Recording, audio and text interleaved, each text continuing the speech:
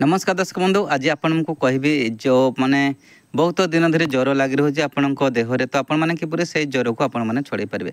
तो आपण मैंने यही गछ को देखिपे जंगल में मिलता है गछ तो ये गछ को देखी नि यार पत्र टे खसखसिया लगी था यार फूल को देखी चिन्ह पारे यही गचर ना हूँ गुटी खरिका जोटा कि समस्त जानी न था वैद्य राज मैंने खाली जानी था गुटी खरिका गछ केते लोक चिन्ह नथिबे यार फल देखी पारे फूल धड़ा धड़ा होता है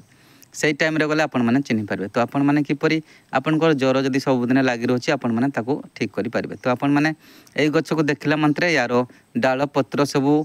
अधा केजी पाखापाखि आपण माने आनी पकांतु एवं आनी सारला परे आपण माने ताईरे पांडे ताको सिजाण करंतु सिजाण कला परे देखिबे गाढ़ा पूरा लालिया है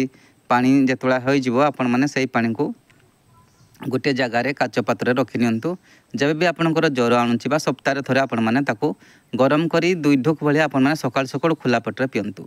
देखिए आपण देहर जदि ज्वर मेलेरिया टाइफॉइड रोचे तो निहाती से ज्वर मेलेरिया टाइफॉइड सब छाड़ा लगे यही प्रक्रिया को आपण मैंने करी आपणकर ज्वर को छड़ी पारे तो ये गुटी घरका गछ को आप देखी नहीं था जब भी आपणकर दरकार हो